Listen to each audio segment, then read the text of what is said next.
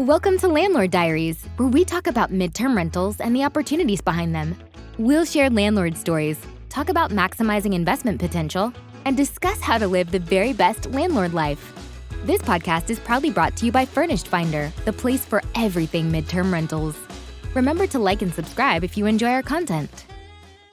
We are live with the No, we're not live, Katie. We're so happy we're not live. We are here with the Landlord Diaries.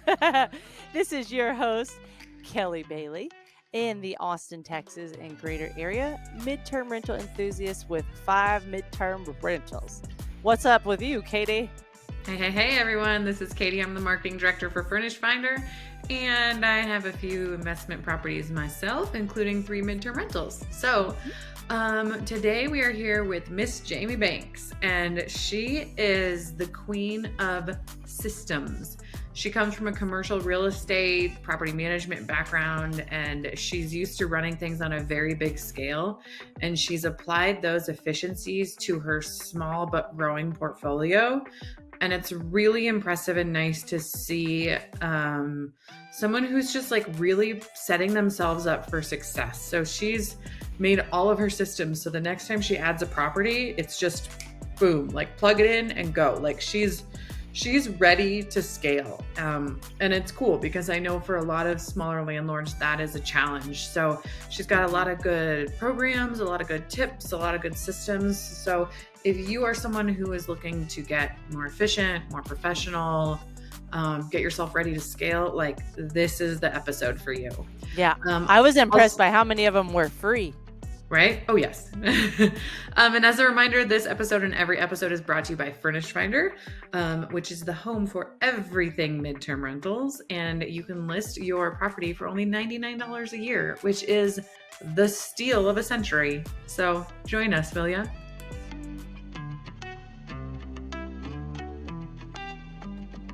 Today we talk with Jamie Banks, CEO of Radiate Real Estate.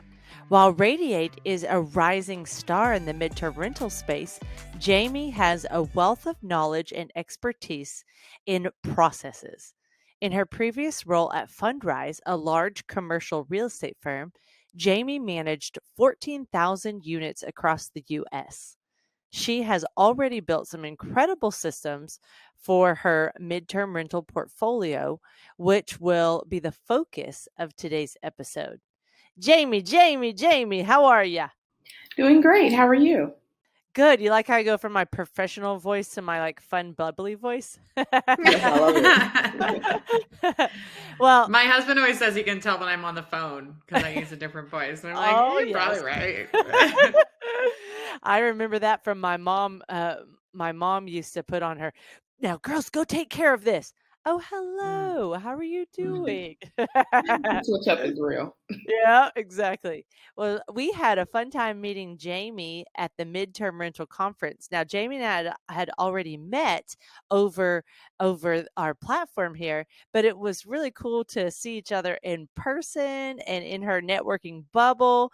So, what did you think about the conference, Jamie? The conference was great. I think it was just really inspiring to have so many MTR hosts in the same place. And, we had people who hadn't started their MTR journey who were there for information, to people who had 60, 70, even hundreds of units. And so it was great networking. And then Jesse and the team put on a great conference, and so much great information and was shared. Amazing. Katie, we should have Jamie stay on for our midterm rental summit recap. Right? It was so good. It was so good. It was. Well, so Jamie, from our previous conversation, you said like you are a go-getter and you read 30 Day Stay, Sarah Weaver and Ziana McIntyre's book by Bigger Pockets around Thanksgiving. And you're like, yes, this is it. You didn't waste any time. You jumped in. Now you have 2 in Philadelphia and 1 house hacking adventure that you're living in and Reston, Virginia. So tell us about your portfolio and why you chose Philadelphia as your midterm rental hub. Sure. So, as you said, I have 3 currently that I'm managing. One is a property that I own that is a 2-bedroom, 1-bath in Philadelphia. The second is a studio apartment that I arbitrage that's also in Philadelphia. And the third one is a bedroom in my primary residence in Reston, Virginia. And so I really chose Philadelphia. One, I think with 30-day stay and a lot of what like medium term rentals are kind of known for is traveling medical professionals. And so I actually looked at Philadelphia and Baltimore concurrently due to one, the price point, and being able to purchase multiple in 1 year. And then two, the um, having a certain amount of medical hubs. And so Philadelphia has about three level one trauma centers within 3 miles of all three of my rentals. Nice. There's also level two, level three trauma centers, a little bit of everything. And then also I really enjoy being in a big city where you have people constantly moving in and out, interns, coming for summers. And so I really wanted, a big city that will have, other kind of travelers as well. So tell us, how far is Philadelphia from where you are? For those of us who are geographically challenged like myself. And also you mentioned the pricing. When you say Philadelphia and Baltimore, I think that those must be crazy expensive markets. Is that not true? No, it is not. And so my first property, well, other than my first investment property that I bought in January, I bought for a whopping 116,000. That was completely Stop it. renovated. Of course, with some seller concessions there. And I got it in January, so got a really good deal. But it's in a C transitioning neighborhood. But a great thing is it's really close to hospitals. There's actually one hospital that's walkable. And so really in Philadelphia, a lot of the hospitals were in C neighborhoods. And so looking for something that was close to the hospital, but also was in a safe environment that didn't have too high of a crime. Baltimore and Philly, you really can get, a nice single family or even duplex for under 200,000 in Nice. C neighborhoods. That's impressive.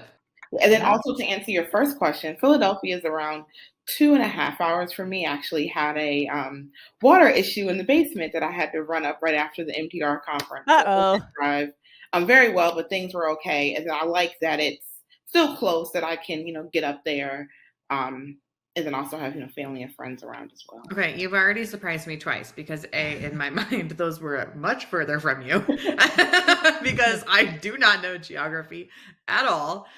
And also, I just had no idea that those markets were so attainable. And for those of you listening who might be a little bit newer and don't know what Jamie's talking about with a C-class neighborhood, neighborhoods are and houses, really, residential areas and properties are rated on A, B, C, D, just kind of like you're back in high school or whatever. And the A properties are, the homes that you see on HGTV and that you might walk into and you're like, oh, I better take my shoes off.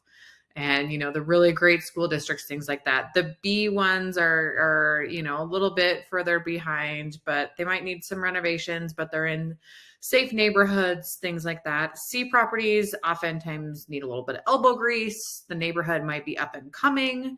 But like you said, Jamie, there's a big difference when you get a good realtor and you can get into an up and coming C-class neighborhood, because those are the ones that are going to have a lot of equity soon when it transitions into, say, a B-class neighborhood. So a lot of investors kind of figure out their sweet spot as far as what types of properties or what asset class they want. And I think that's cool that you got to describe that, because Kelly, I don't know if we've talked to anyone about that before. No, and there's strategies for all of the classes, right? There are. I like, Jamie, that your goal is to be financially independent by 31. That's a great goal. And 2, how do you plan to acquire that? That's a great question. So I guess for context, it's around 3 years for me, a little under 3 now. And so one is really through real estate. And so one, through continuing to buy and manage my own real estate. And so a great thing with medium-term rentals is it's, once you get a tenant in there, it can be completely passive. Like remember May 1st, at the MTR Summit in San Diego, and then I just checked my emails and it's like, tenant deposit, tenant paid, and it's like, I'm in San Diego, and not so sunny, but San Diego, having this great experience, while I'm getting paid. And so, one, continuing to buy, really two, a strategic partnership. So realizing that I'm still very new to real estate and leveraging my experience as in commercial to help partners, or I'll say mentors, who might want to get into commercial, but who have experience in residential. And so I've found that a lot of times, there's so many people who are willing to give their knowledge and give their time, but just knowing that, they want something in return as well. And so one of my mentors, and I'm helping her and showing her how I would analyze a commercial deal, where she actually is, like, I like to say, the queen of creative financing, and she's bought or sold 100 deals that creatively, so it's subject to and seller financing. And so I'm learning that strategy as well, which is how I plan to finance my next few deals. And then also, by starting my company, Radiate Real Estate, and being really adjacent to the actual owning of the real estate and the multifamily, I hope to help other investors, network with other investors, help them grow and start their medium-term rental business as well. And so really, by having both the passive and active income streams, hope to, be financially independent, myself and my husband, by the time that I'm 30. Well, that sounds like you Yes, have a lot girl. of great goals in place. So I can't wait. You'll have to make sure and circle back on your episode and say, I'm there, guys, when you reach it. I definitely will. I love it. I love what you said about creative financing too. That's also something that you could have an entire podcast about. There probably are. We haven't talked a lot about it, but it's essentially when you sit here and you're like, look, I'm out of money, or I can't get any more conventional loans. How else can I do this? And you ask how, right? And then and there are ways, and there are people who have done it. So I really respect that. And maybe you can come back someday and talk about, how you got some deals done that way, because I think, that's definitely a growing area as well. For sure. So I think before we move on to the focus of the episode being the operation side, we're in the get to know Jamie part of the conversation. So you went for the house hacking strategy, and you decided, I'm going to pull the trigger. I'm going to rent out a room in my home. A lot of people get nervous about that. So what advice do you have for those that are considering it? I would say one is use Furnish Finder. And I'm not just saying that because I'm on the podcast, but a great thing about Furnish Finder is you really get to communicate with that guest before they move in. Where, for instance, Airbnb, if you get a booking through Airbnb, you find out you have a booking, then, you can kind of talk to and get to know the guest. And so a big thing for me was whoever rented out our room, I wanted to meet them. And so, them seeing the room, meeting myself, my husband, and my dog, and just, hearing what what they want or what they're in town for, really was helpful.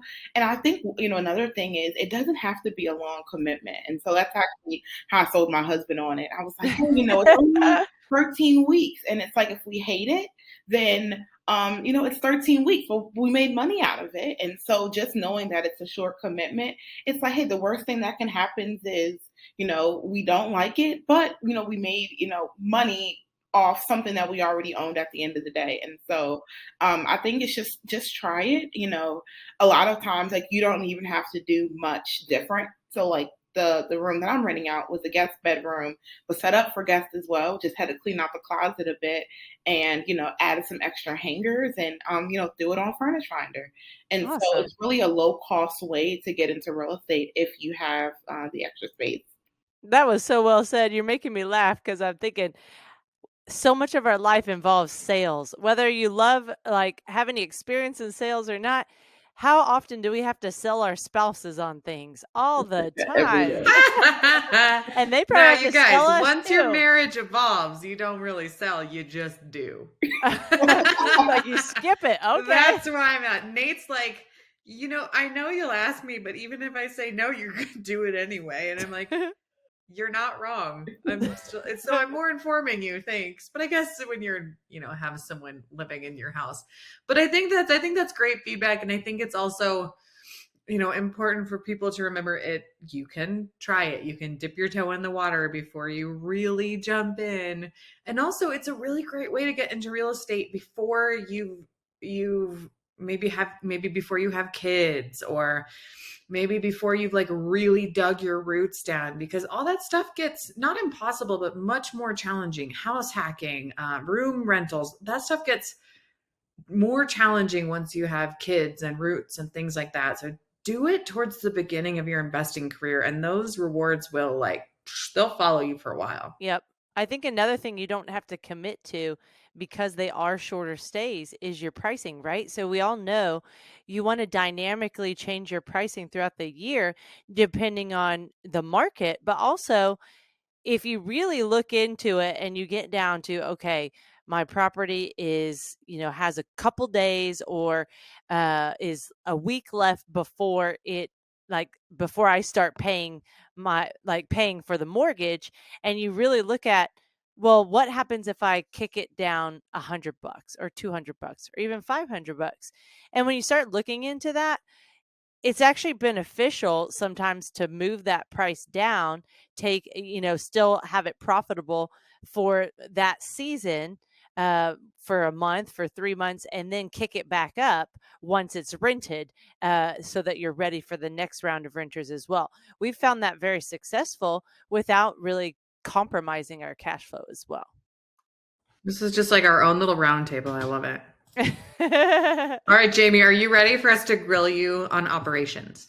Yes, I'm ready. Because Kelly and I get disproportionately excited when it comes to operations, because we both love systems and processes and things that can make anything easier or more organized.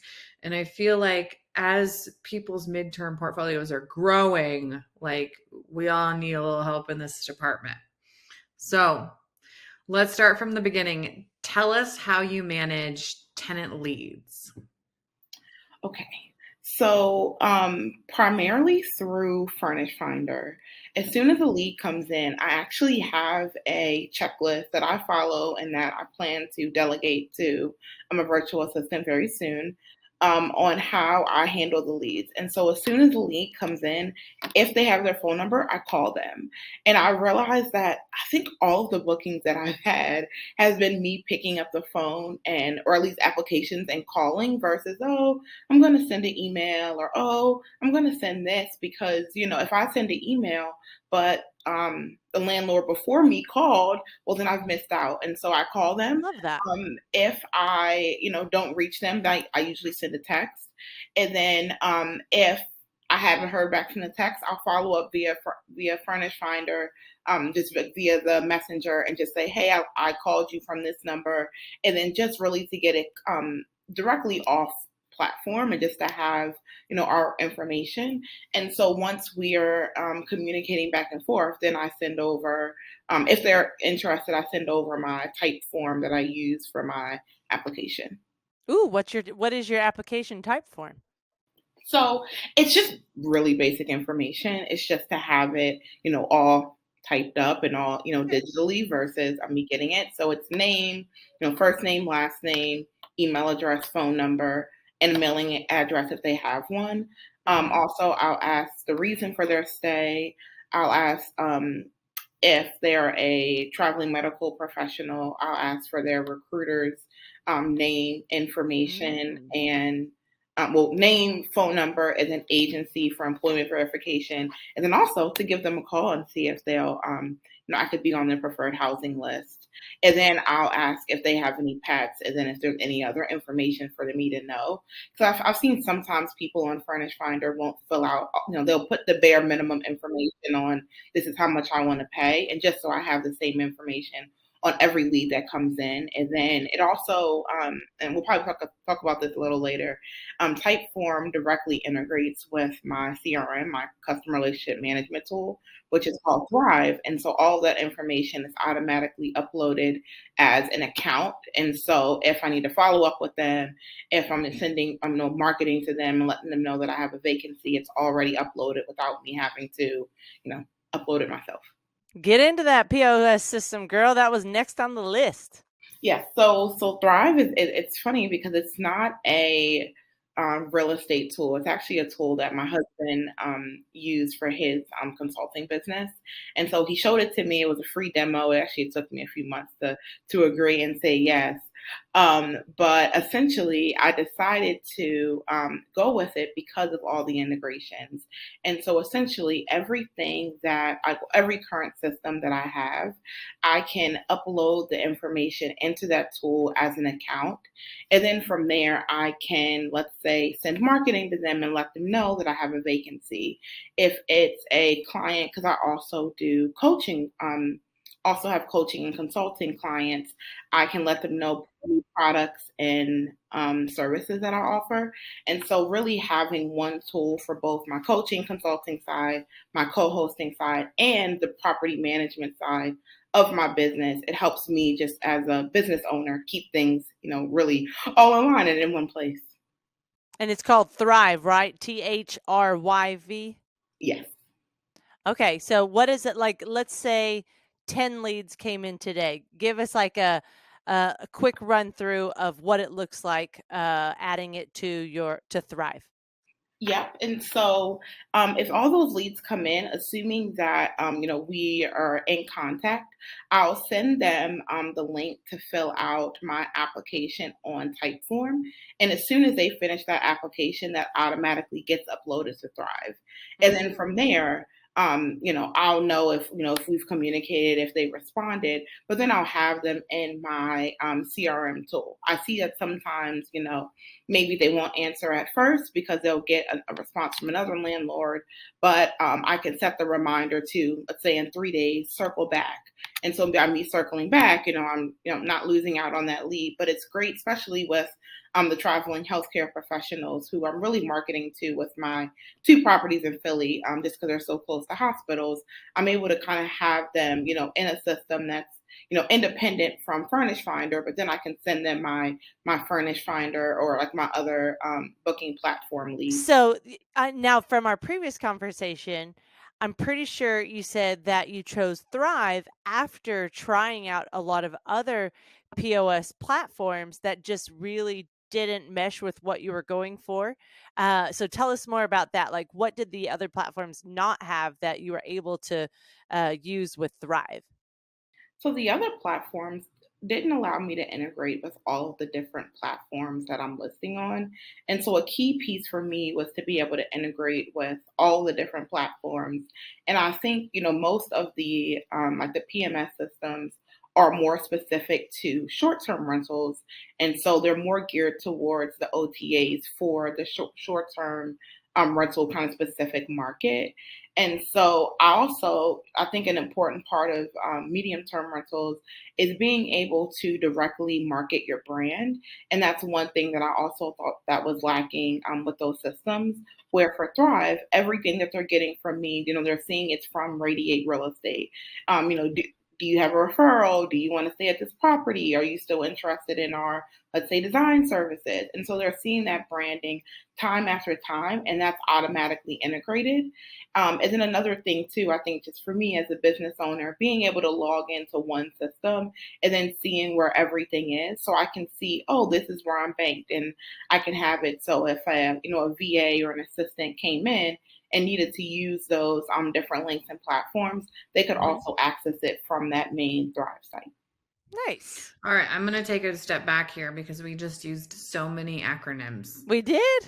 And there's a bunch of us who will know what they mean and a bunch of us who are going, are you speaking English?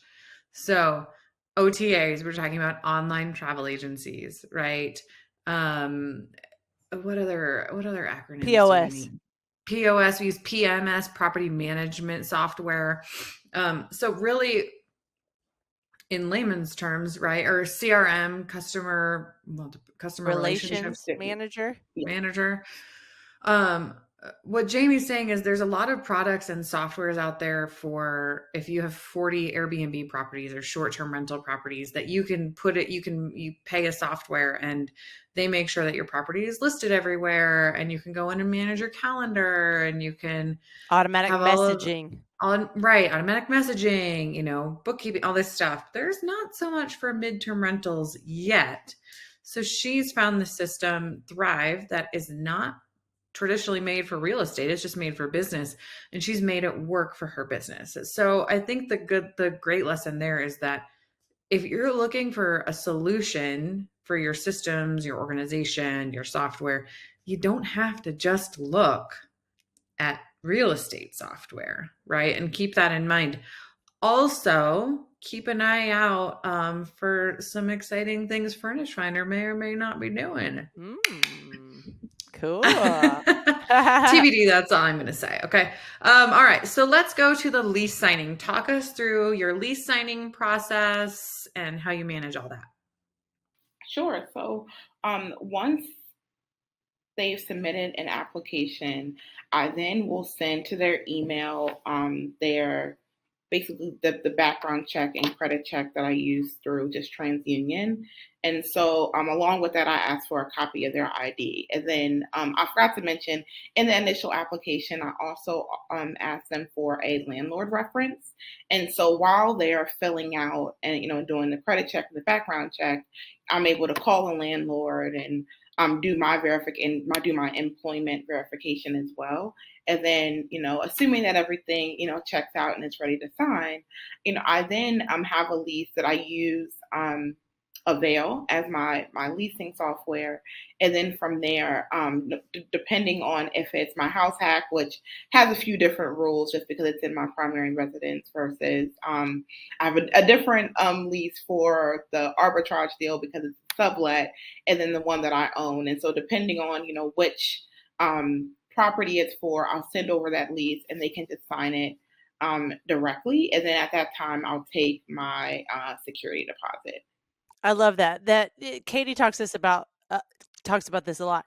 The importance of pausing when you have your first properties and really thinking, okay, what is my system? And how am I going to make sure and repeat this again in the future? Or like you're saying, hire a VA to help with this process. So you paused and you said, okay, I need 3 different leases for my 3 different types of properties. And then now you have your go-to system for each of those styles. I like that. That's so smart, the way that you're doing it. And then, one thing that I just thought about this weekend is the lease saving process. So I don't know how many of you guys out there have been like, did they have a pet? I don't remember. Let me go back to the lease and check it out. And then you think, okay, well, where is that lease? Is it here? Is it there? So where are you saving these leases once they are signed? So I save everything, one on my desktop just to back it up, but everything also on Thrive. And so once they're a tenant, I can mark it as tenant or potential tenant or just kind of their status. I can upload all documents that they send directly to it's called a client portal. And so I can also send them that link and ask them to upload like their ID or anything else that I need, proof of contract or anything like that as well. And so I'm keeping them 2 places just in case that, anything happened with the system. I also have them backed up to my own hard drive. Yeah, that's so smart. And for those of you that are not familiar or have tried Furnish Finder's business tools in the past, our sister company KeyCheck has tenant screening, which is really fast and easy. You have the tenant pay the $39.99 for anyone in the home over 18. Then you go on to the lease program, which does have built-in e-signature now and saves it on KeyCheck, so that whenever you're like, hey, what was this detail or what is their move-in date? If you need to reference the lease at all, rather than having to be in one spot, you can have it on the go by just logging into your KeyCheck online platform. And then rent payments are available as well. And pretty much everything's free to the landlord except the lease program. The tenant screening and the rent payments, you pass on those processing fees and the fee to the tenant. So it's really, if you don't have a good system for tracking, the monetary side of midterm rentals, it's really incredible. Let's see. Financial systems. How do you keep up with every receipt and transaction and rent payment? What is your go-to system? So that's my favorite one. I use a Ooh. system called Baselane that is a bank account for landlords, but that also allows for rent collection, has a link for screening, and then has property analytics and even will help during tax time. And basically, it'll export what you need for your Schedule E and your Schedule C. And so a great thing is, like on Baselane, one, it's a full service bank account, so you can have checking, savings. You can also open virtual accounts for each one physical account. And so if you have, let's say, your property management account, you can have a separate security deposit account. You can have a separate reserve account. You can have an account, which is what I do, just for contractors. And so with the virtual accounts, you can also have a virtual card that you can then give to someone who would only have access to that sub account and not your main account. Another great thing is I have it linked to my credit cards. And so I personally have a different credit card for each property. And the reason why I do that, because with Baselane, I can tag each credit card to that property. And so any expense that comes in will automatically be tagged like categorically to that property. And Ooh, that's then nice. on a monthly basis, usually at the end of the month, I go in and I tag my, expense type. So, this was a utility, this was rent. And so that's not automatic yet. Apparently it's coming soon. But that's just a great way. Everything's in one. And then from there, I can add notes, I can add receipts. And it also like will directly link whatever credit card you have. So for instance, I have Amex. And so if I upload a receipt, to Amex, it'll automatically upload to the Baselane platform. And so that's one thing for me that's been great in having that financial system where my business's finances, the individual property's finances are all handled really in one place.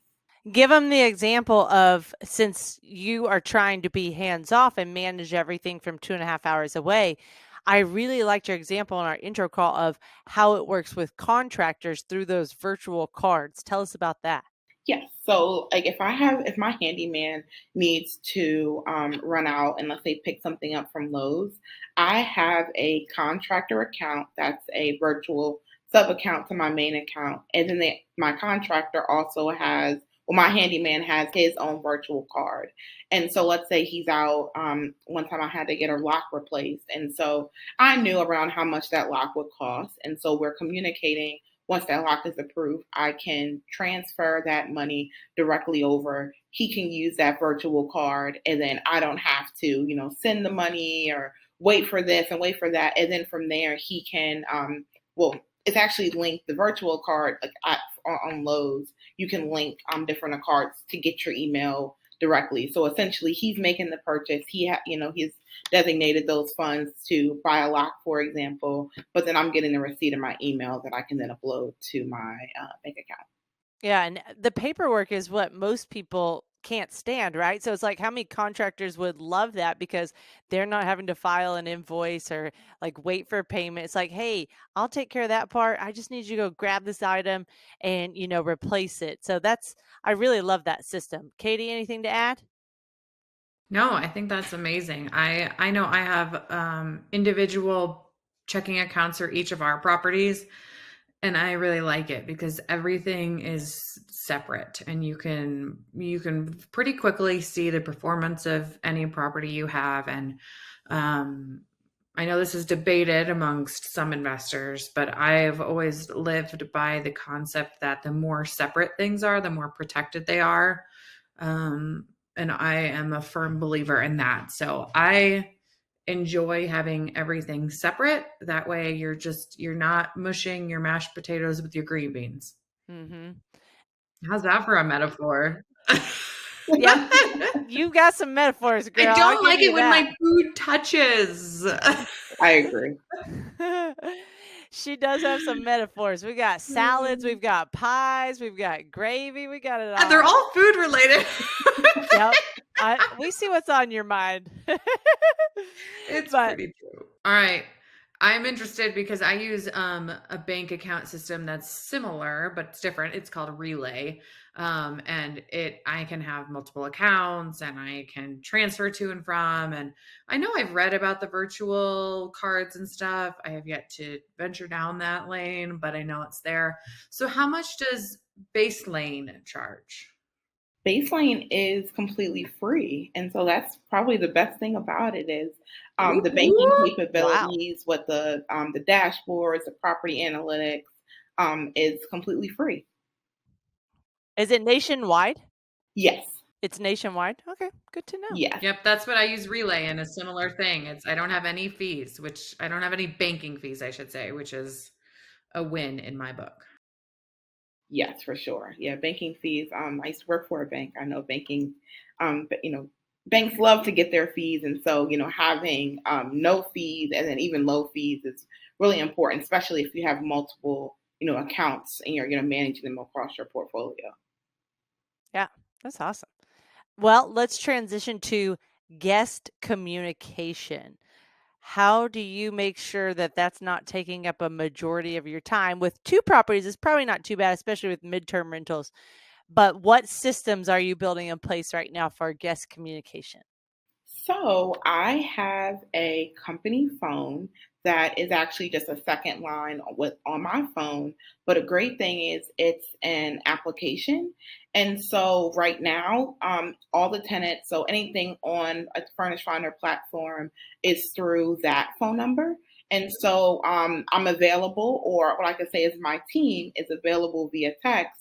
And then as I'm, growing my team and hiring a virtual assistant, they can log in from their phone as well and take completely over that phone number to text or call. And so right now I'm just doing it, but I do have it separate in a system so that someone can easily take over. And then another great thing is I leave the like my handyman's information, my locksmith's information, and a vendor list that my guests can call directly. And so with hopefully that the guests will call them directly and I'll just get the bill versus, having to call me for me then to calling the locksmith. And so I've already kind of approved with my vendors that it's okay for my guests to call them directly, really. So I'm kind of stepping back and taking that middle woman role. That's incredible. So how much does it cost to set up a separate business phone number? So the one that I used, it was $25 for the year to Okay, buy that phone number. very efficient. But yeah, so it's definitely great. That one you get, I think, like 1,000 phone calls and 1,000 text messages per year. But I'm actually right now kind of shopping around and looking for other ones. And what I'm seeing is like $10 to $25 is standard for 1 to 2 like logins or lines. I think really I'm just trying to find the best one that integrates with the Thrive platform because again I want everything to integrate and everything to be automatic. So for now it's just an application, but it's you can use it on. So pretty soon we're going to have Jamie sitting on a beach and she's going to have everything automated and everything's going to happen and it's all going to be AI and Jamie's just going to be on the beach. That And we're all going to that be sounds like, great to me. Jamie, show me the way. How close are you already there? How much is already automated in your process? I would say a lot. I would say that like really I just kind of get a bit nervous having everything automated. So I'm like, let me double check this is okay. Let me double check. Well, really everything is great. I believe in automations. I would say probably around 50% of the business is automated, even from reminders. Like I'll set a reminder to myself to let the tenant know that hey, today is trash day. And so things like that you can really put on once. You can even set out for it to remind me every 3 months when you're getting a new tenant. But I like to do things once that will continue to remind me and that I won't have to, do that same effort multiple times. I like to just do it. I'm glad you Makes said sense. that because I think a lot of times for property owners who might only have 1 or 2 properties, they might think, okay, this is all way too advanced for me. I don't need all of this. But the concept you need, right? The concept of automation. And like you said, even if it's just you're reminding the tenant where to take the trash out, or you are updating your house rules in Furnish Finder, and then you always send the person that same link. It's anytime you do something from beginning to end once make it so that if you have to do it again, you're not starting at the beginning. Mm-hmm. You get to start where you're sending the link, or if you find yourself sending the same message over and over, save it as a template. You can do that in Furnish Finder direct messages and leads. You can also, if you have common questions, like answer them before they're asked, or just start making processes for yourself, even if you have one property, so that you're not doing the same work over and over and Your over. future self will thank you. Your future self will thank Yes. you. And then also sometimes I think a great thing is just if you forget, like both of my, Uh-huh. I had 2 units that came online at the same time. And so I was renting them out. And so I documented the process of renting one out really just for me to not forget. So when the second one rented out, I didn't forget, what I did and make sure that, because I was so new, it wasn't something that was secondhand. And so even if, as you were saying, you only have 2 properties, even one property, it's definitely great to recommend document your process, Mhm. and then you'll continue to change it, and then you'll continue to Mhm. grow and you'll continue to learn. And then Yeah. if and when you want to pass that over to a virtual assistant, an assistant, your family member, whoever, or even if you're going on vacation and you just want to make sure that operations are set up, you have this living, breathing document that you can reference for the processes in your business. You are doing it right, girl. So right. I think the last thing I want to touch on guest communication is you shared that you actually have a digital guidebook that you automatically is triggered to be shared through Thrive as well. And sometimes you mix in Loom in your processes for documentation. So I think that's the last two things I'm going to touch on for the guest communication. Yes. So for the guidebook, it's just something that I created easily in Canva, which is a software where you can make things look nice and pretty, really. And so I share that guidebook. I have like saved down different versions based on the guests. So like a digital nomad, I'm gonna give different guests and I give different recommendations and maybe a nurse just in terms of maybe breakfast places will be more so by the hospital or things like that. And so I can have it triggered. So, 2 days after this client becomes what's called in Thrive active, after they're an active client, then it will be triggered to send it over completely via email. And so that's one thing that I have. And I just have, again, everything saved in like my documents on Thrive. And then for the second thing, for Loom, I there's some things that I think that can be best explained via video or might be confusing. And so although right now I don't have a huge team, just thinking of like the end in mind and wanting to be on that sunny beach with a pina colada one day, hopefully very soon. And so for tasks that are best explained via video, I'll use Loom to even a simple task like how to open Microsoft Excel, because looking at VAs, there's different for a virtual assistant, there's you can get someone who's very entry level who might not have even used Excel or Word before. And so it might seem silly, but just saying this is how you open Microsoft Word, you click on it and you hit, new, Mhm. documenting that will just save you some time and questions as you're growing your team. And I've used Loom. I love Loom. We use it for Furnish Finder from the business side, but from the personal side, I think you get up to 25 videos free. So it's another one of those tools that's awesome. It's free. You can use it. And then as you don't need those videos anymore, you can just delete them and add new ones on or upgrade your package. Yep, there's so many things that, especially when you have like a smaller portfolio. For instance, Typeform, which is the Uh-huh. form that I use that I've created for my like rental applications, you get 10 free a month, and so I'm Okay. never using more than 10. Mm-mm. And so the great thing is, you can really milk out those free versions as long as you can. Yeah, that's the midterm rental strategy. I think they create a lot of stuff for like the short term, or it's constantly being used for us midtermers. Like, well, we only do this a couple times a year. Great. Exactly. And then especially if you're married or have a partner, like, great, you get this round and I'll get the next round. Yeah, exactly. Sharing is caring. Okay. Cleaner system. What have you figured out is the best way to manage your cleaners from 2.5 hours away? So I use again like an application for the cleaners. It's called Turno. It was Turn B&B. And so a great thing is that will integrate with every calendar that you have on the different booking platforms. And so the cleaner will get directly notified when you have a new booking.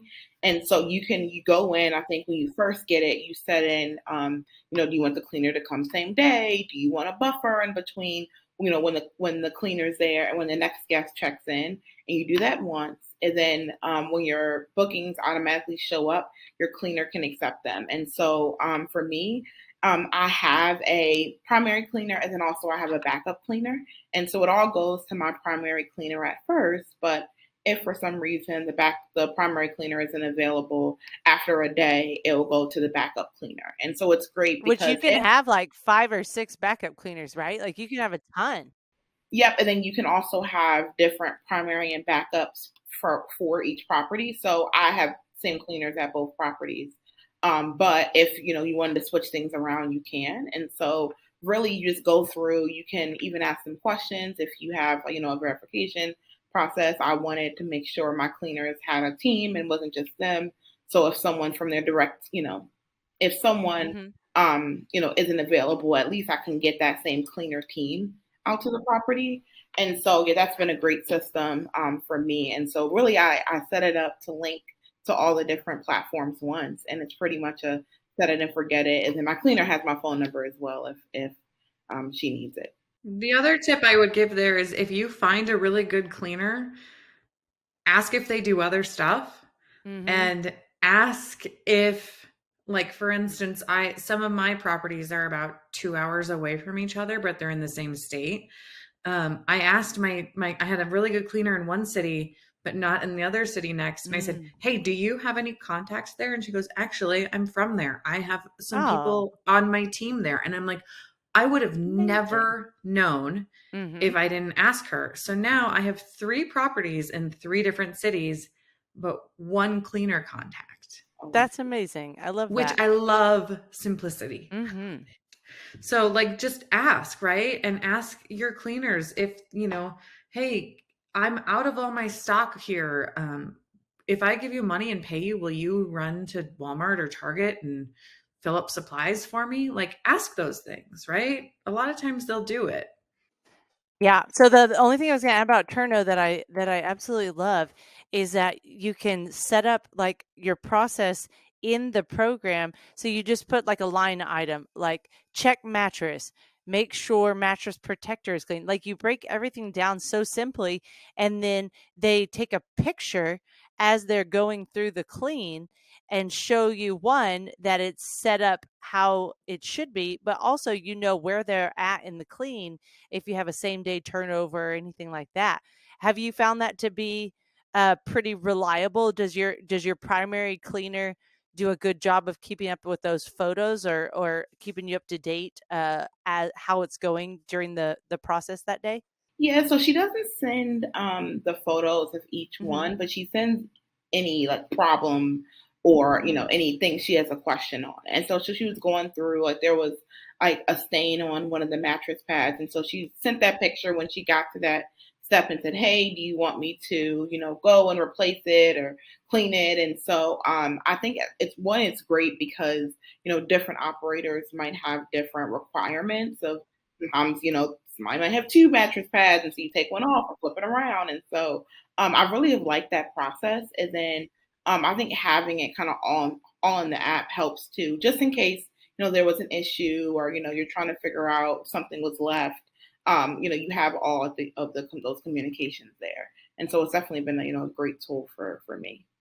Yeah, awesome. Well, one thing that if you don't have a system for this, then we will just move on to the next one, but that people just don't always stop and pause and think about is mail, because you have so many people constantly moving in, getting junk mail and getting things for you to the house as well, or the apartment, condo, whatever it is. So how do you have a system for mail?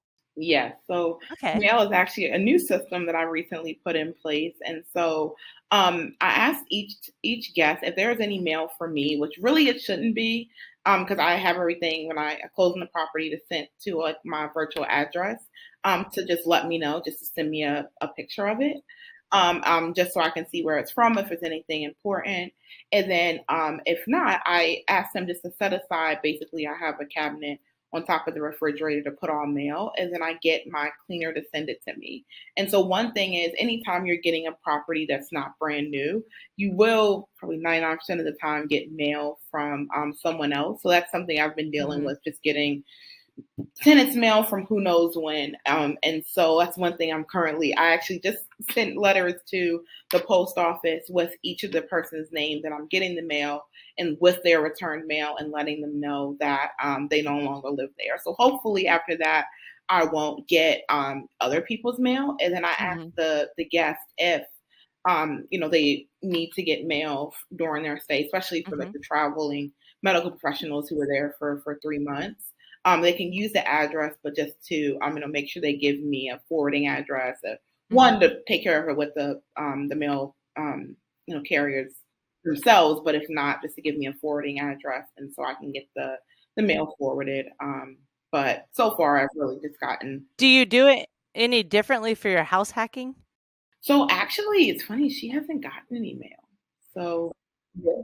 Kelly, how does your mail system works? Because this is always a question you have, which I find so interesting. The reason is because someone asked us to start interviewing more people on that question. So No, I someone else understand, wanted to but know. right, Oh, no, no, but no, but I I'm haven't just so told mine. curious. Yeah. Right. So we have garages and we're close by. So all of ours, if they get something that they don't know if it looks important or not for a past guest or for us, then they put it in a pile in the garage and let us know, hey, y'all have got some mail whenever you want to come pick it up. So then we go pick it up. Not frequently. We probably check it once every month or two, something like that. And then for uh it was more when but for our Temple house, that one takes a little bit more planning because we have both the house and the ADU.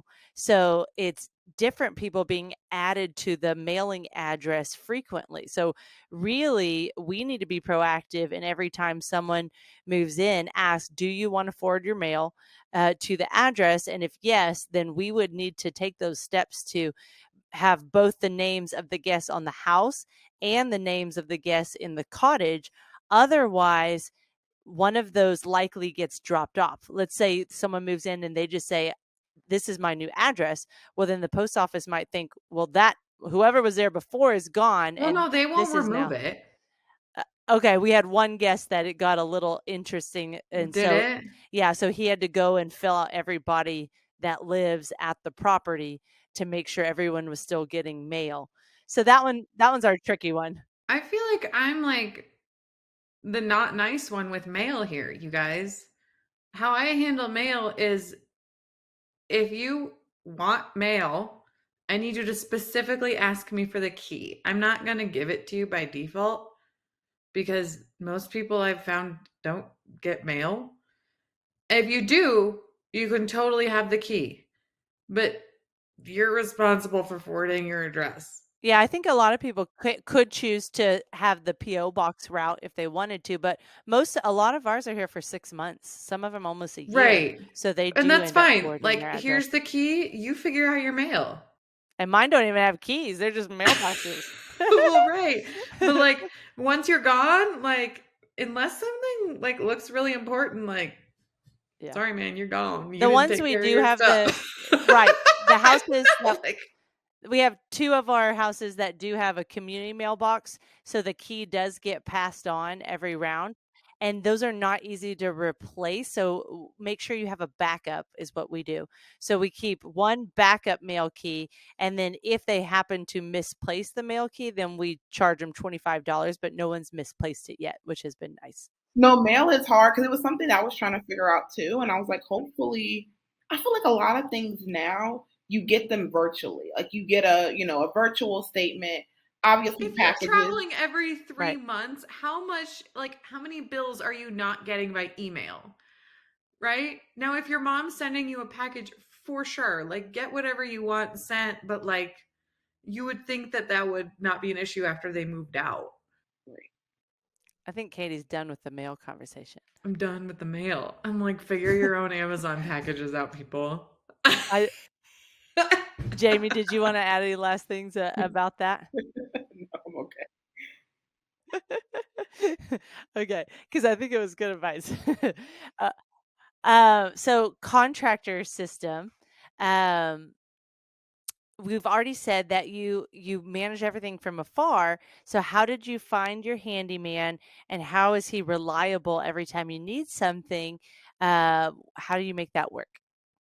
So one, I got recommendations from my investor friendly agent. A second thing was while I was in Philadelphia setting up my units, just started reaching out to people. Hey, I'm an investor. I have two properties.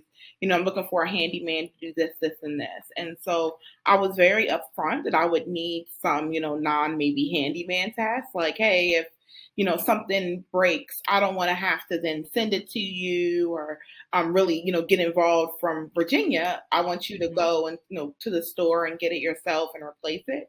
And so when I was interviewing like handymen and women, I just made sure that that was something they were comfortable with. And some of them weren't. And so, we just decided not to, it wasn't the best fit. But the ones that were, I was upfront about that. And so I Mhm. have around three that I've worked with. One who was like my main one. I didn't even say it like that, but like is my primary, Yeah. is Yeah. my primary handyman. Just like the cleaners, Right, primary, secondary. right, like my primary one. I just try to stay in contact.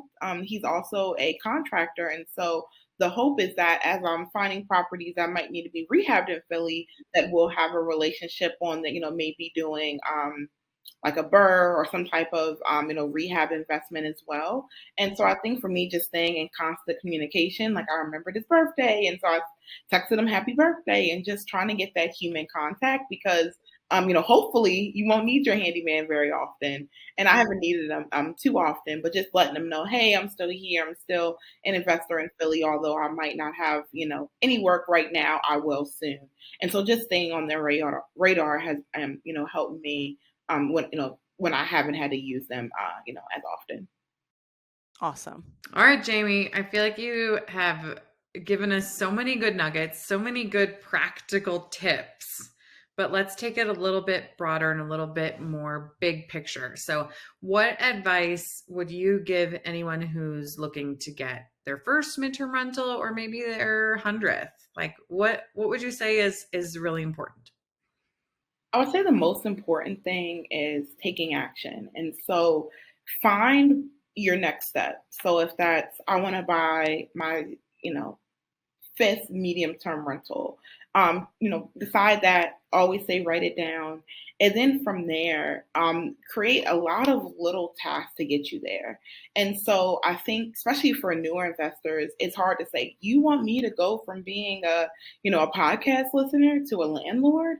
There's so many things I have to do to get there. But for me, and the way that I approached it was say, okay, I'm going to be a landlord. That might be the end goal for, let's say, 3 months from now.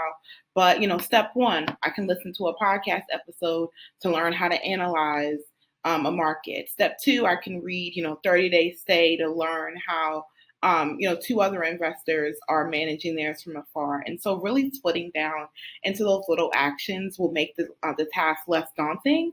And I think another great thing is one I learned at the MTR Summit was there are so many customers in the medium term rental space. There's, grandparents, there's students, there's traveling professionals. And so there's a lot of times you can say, oh, my market might not work because of this. My market might not work because of, something else, but go out and go to local investor meetups. And I promise you there's someone doing, some type of medium term rental in your area.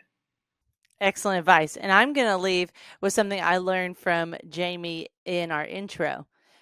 When you wake up in the morning, grab your favorite beverage, whether it's coffee, tea, juice, whatever it is, and look through your Furnished Finder tenant leads and add them to your database. I think that's so cool. That's a great process. Jamie, if anyone would like to talk with you further about your coaching business, about where you're at with your processes, and just connect landlord to landlord or property owner to property owner, how would you like them to do so? So the best way to contact me is probably through Instagram. It's at Radiate Real Estate _ Also, I'm very active on Bigger Pockets. You can just look up my name, Jamie Banks, and send me a message. Oh, you're on Bigger Pockets, the website? Yes. You did not tell me that. Oh, I have an account on Bigger Pockets. So like if you have one of their free accounts, you can go on, and I'm on Bigger Pockets a lot. So Oh, I love that. I was gonna say you a lot of things you say is a Bigger Pocket style of communication. That's awesome. Well, everyone, we just appreciate you being here today. Thanks for listening.